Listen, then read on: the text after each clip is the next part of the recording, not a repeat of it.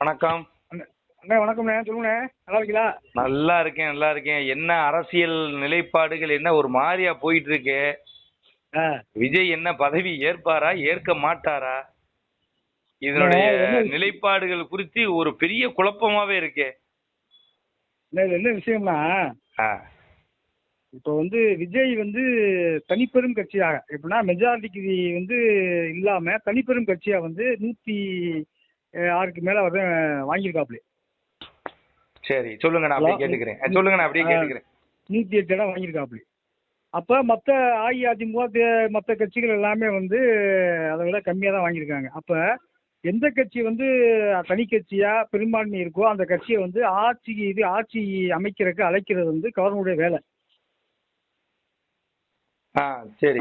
வேலை. அப்ப இதுக்கு முன்னாடியே உச்ச நீதிமன்ற வழிகாட்டுதல் படியும் ஒரு தீர்ப்பு படியும் இதே மாதிரி ஒரு சில விஷயம் ஒரு சில மாநிலங்கள் நடந்திருக்கு.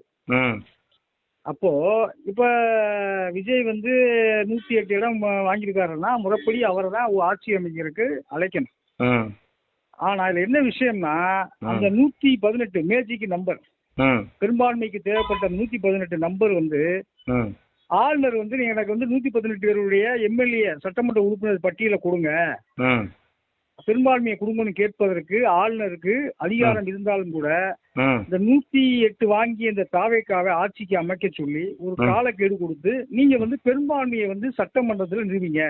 ம், ஏன்னா பெரும்பான்மையை நிரூபிக்க வேண்டிய இடம் சட்டமன்றம் தான். ம், ஆளுநர்கிட்ட போய் நிரூபிக்கணும் தேவையில்லை. ம், ஆமா, அப்படி இருக்கும்போது இப்போ தாவேக்காவுக்கு காங்கிரஸ் ஆதரவு தெரிவிச்ச உடனே ம், பிஜேபி உடைய ஒரு கிளை செயலாளர் போல ஆளுநர் செயல்படுவது கண்டிக்கத்தக்கது. ஓ, ஆமா, அதே வேளையில ம், இதே கர்நாடகாவில் 106 இடம் பெறும்பொழுது எடியூரப்பா பதவி பண்ணி வச்சாங்களே பிஜேபி, ம், அது எதன் அடிப்படையில் பண்ணப்பட்டது? ம், ம், அப்ப ஆளுநர் தமிழகத்துல ஒரு சட்டம் ஒழுங்கு பிரச்சனையை ஏற்படுத்துவது, ஒரு குழப்பத்தை ஏற்படுத்துவது ஒரு ஆளுநர் செய்ய முடியாத வேலை. ம், ஆமா, இதுக்கு இடையில அஇஅதிமுகவும் திமுகவும் கூட்டணி வச்சு நாங்க எடப்பாடி முதலமைச்சர் ஆக்குறோம், எடப்பாடி முதலமைச்சர் ஆக்குறோம், நாங்க வெளியில இருந்து ஆதரவு தெரிவிக்கிறோம் அப்படின்னு ஒரு மாறுபட்ட செய்தி முதல்ல இது வடநாட்டு ஊடகங்கள் தான் வெளியே வந்துச்சு.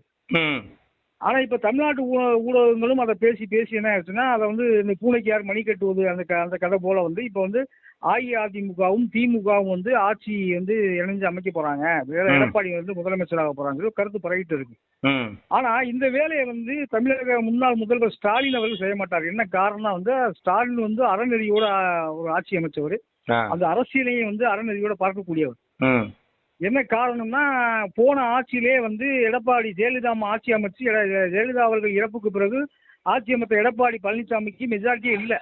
ம், அப்ப மெஜாரிட்டி இல்லாத காரணத்தினால என்ன ஆச்சுன்னா, ம், அப்போ அந்த அந்த அந்த ஆட்சி நம்மளே பேசணும், நம்மளே ஊடகங்களை பார்த்தோம், நம்ம மக்களாகி நம்மளே பேசணும். நாளைக்கு ஒரு வாரம் இருப்பாரா எடப்பாடி, 2 வாரம் இருப்பாரா எடப்பாடி, ஒரு மாசம் ஆட்சி அமைப்பாரா அப்படின்னு பேசணும். ஆ, ஆனா 5 ஆண்டு காலம் ஆட்சி அமைச்சாரு. ஆனா அப்போட ஸ்டாலின் அவர்களிடம் கேட்கும்போது என்ன சொன்னார் ஸ்டாலின், நான் அந்த மாதிரி கொல்லப்புறமாக ஆட்சிக்கு வர நினைக்கவில்லை, ஆ, மக்களை சந்தித்து ம், தேர்தலை சந்தித்து நேர்மையான முறையில் ஆட்சிக்கு வர ஆசைப்படுறேன். ம், அப்போ நிறைய விமர்சனங்கள் இருந்தது. கலைஞரா இருந்தா நேர்ந்த ஆட்சி அமைச்சு நேரம் ஆட்சிக்கு வந்திருப்பாரு.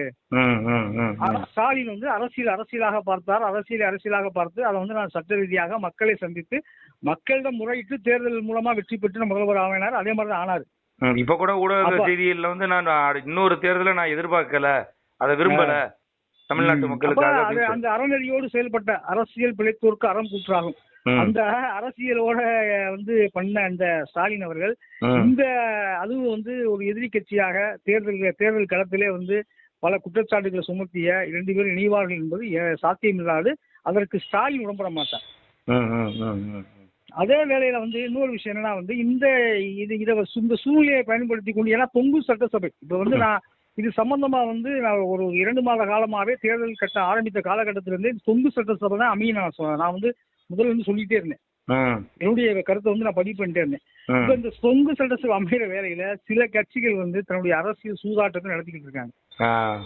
அதே வேளையில காங்கிரஸ் ராகுல் காந்தி பிரதமர் அறிவிக்கல, ஸ்டாலின் அவர்கள் தான் ராகுல் காந்தி பிரதமராக அறிவித்தார். ஸ்டாலின் அவர்கள் ராகுல் காந்திக்கு அவர் சப்போர்ட்டா இருந்தாரு. ஸ்டாலினை விட பிஜேபியை அதிகமா எதிர்த்தவர் ஸ்டாலின். இங்க வந்து பிஜேபி எந்த சூழ்நிலையும் வந்து தமிழ்நாட்டுக்கு வரக்கூடியான்னு சொல்லி எதிர்த்தவர் வந்து ஸ்டாலின். அது இன்னைக்கு உள்ள பாராளுமன்றத்திலே வந்து காங்கிரஸுக்கு அடுத்து 3வது கட்சியாக இருக்கிற நம்ம திமுக வந்து ஸ்டாலின் ராகுல் எந்திரிச்சு பேசும்போது அவருக்கு ஆதரவு கரம் நீட்டியது திமுக. ஆனா இவங்க வந்து என்ன பண்ணாங்க, சட்டமன்றத்துல வந்து உடனே ஜெயிச்ச உடனே ஸ்டாலின் கூட்டணி வச்சு ஜெயிச்ச அந்த சட்டமன்ற உறுப்பினர்கள் அந்த ஆவண சான்று வாங்கி அந்த ஈரம் காய்வதற்கு முன்பாகவே திமுக முடிவில் குத்தியது சரியல்ல. அதே வேளையில வந்து ஏன்னா இதுல வந்து ஸ்டாலின் உழைப்பு இருக்கு, திமுக கட்சி உடன்பிடிப்புற உழைப்பு இருக்கு. அந்த வியர்வை காயும் முன்னே வந்து ஒரு துரோகம் பண்ணிட்டு வந்து உடனே வந்து தாவேகா விஜய்க்கு ஆதரவு தெரிவிப்பது அது நல்லதில்லை. இது கொஞ்சம் பண்ணிருக்கலாம். அதுவும் வந்து என்னன்னா அரசியல் என்ன சொல்றது, அரசியல் பதவி ஆசை, அந்த அரசியல் பதவியை அழிப்படுத்தி காங்கிரஸ் வந்து உடனே வந்து உடனே இமீடியட்டா வந்து நான் வந்து ஆதரவு தெரிவிக்கணும் கொடுக்கறதுக்கு என்ன காரணம் தெரியல. ஏன்னா அந்த பதவி ஆசை தானே.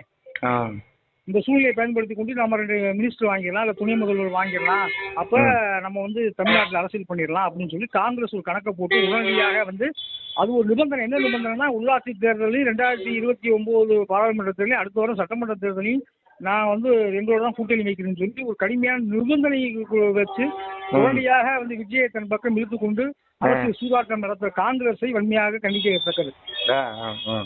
அதே மாதிரி வந்து இருக்கிற அந்த அல்ற சில்ற கட்சிகள் வந்து இது தமிழ்நாட்டு மண், பெரியார் மண், நான் வந்து ஒரு தலித் சமுதாயத்தை சேர்ந்தவன், நான் வந்து ஒடுக்கப்பட்ட சமுதாயத்தை சேர்ந்தவன், என்ன 2 சீட்டு வச்சிருக்கேன், என்னை வந்து முதலமைச்சர் ஆகணும்னு சொல்லி விடுதலை சிறுத்தைகள் ரவிக்குமார் வந்து அறிக்கை விடுறது வேடிக்கையானது, சிரிப்பானது, கவைப்புக்கு உள்ளானது. அப்ப இந்த சூழ்நிலையெல்லாம் அரசியல் கட்சிகள் பயன்படுத்தி கொண்டு முதலமைச்சர் ஆயிடுவோமான ஒரு இந்த குதிரை பேரத்துக்கு, இந்த குழப்பத்துக்கு ஆளுநர் அவர்கள் வித்திடுகிறாரோ என்ற அச்சம் ஏற்படுகிறது. நாளைக்கு காங்கிரஸ் கட்சி வந்து தமிழகம் முழுவதும் வந்து போராட்டம் அறிவிச்சிருக்காங்க. அந்த போராட்டம் வந்து அறப்போராட்டமாக இருக்க வேண்டியது என்பதுதான் நம்மளுடைய ஆசை. அது வந்து வேற ஒரு வடிவமாக அந்த போராட்டம் நடக்கக்கூடாது. ஏன்னா மத்திய அரசும் சரி, தமிழ்நாடு காவல்துறையும் சரி, உளவுத்துறையை வந்து அலர்ட் பண்றாங்க. தமிழகத்துல சட்ட ஒழுங்கு பிரச்சனை ஏற்படுது. இப்ப திமுக சார்பில் உறுப்பினர்கள் வெற்றி பெற்றவர்களை கூப்பிட்டு கூட்டம் போட்டு முடிவு பண்ணி ஸ்டாலின் அவரோட அந்த அரசியல் சம்பந்தமான முடிவுகளை எடுக்கிறதுக்கு முழு அதிகாரத்தையும் கொடுத்ததா கேள்விப்படுறேனே. அது பொதுவாகவே எல்லா கட்சியிலுமே வந்து ஒரு 2ஆம் கட்ட தலைவர்கள் சொல்றதே, எங்க தலைவர் என்ன முடிவு எடுக்கிறாங்க நான் கட்டுப்படுவோம்.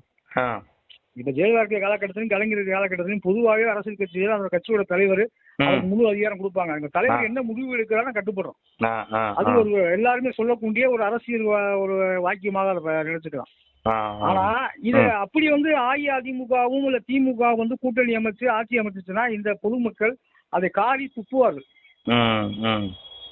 ஏன்னா அது ஒரு சூழ்நிலை என்னன்னா அது 108 இடங்கள் கொடுத்து ஒட்டுமொத்த வாக்காளர்களும் 1.5 கோடி 1,78 லட்சம் இடமோ அந்த அத்தனை 1.25 கோடி வாக்காளர்கள் வந்து விஜய் தான் வரணும்னு சொல்லி மக்கள் தீர்ப்பு எழுதி விட்டார்கள். அந்த தீர்ப்பை ஜனநாயகத்தை மதிக்க வேண்டியது அனைத்து கட்சியோட கடமை.